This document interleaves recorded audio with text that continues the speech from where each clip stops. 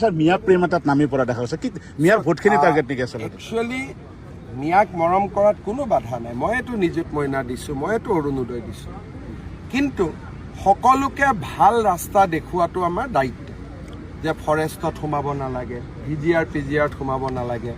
য'ত ঘৰ আছে তাতে থাকোঁ উজনিত যাব নালাগে উত্তৰ অসমত যাব নালাগে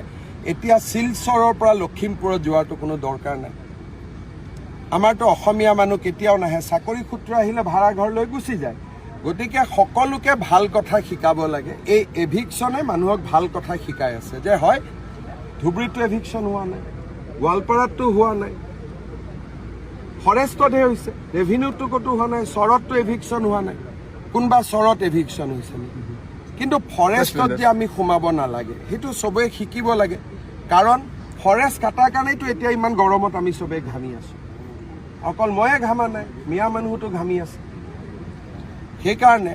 আজি দীঘলী পুখুৰীত এডাল গছ কাটিলে মানুহে হুলস্থুল লগায় কিন্তু হাজাৰ হাজাৰ বিঘা ফৰেষ্টত গছ কাটি দিছে কোনেও হুলস্থুল নকৰে ফৰেষ্টত জনজাতীয় লোকক আৰু 3টা জেনেৰেশ্যন থকা লোকক বাদ দি ফৰেষ্টত কোনো থাকিব নোৱাৰে এইবোৰ আইনৰ লিখা কথা এই আইনখন কোনে বনাইছিল কংগ্ৰেছে বনাইছিল গতিকে আমাৰ কথাটো ভাল কথা আমাক যোনে ভাল ভাবি ল'ব তাৰ ভাল হ'ব যোনে আমাৰ কথা নুশুনি অজিত ভূঞা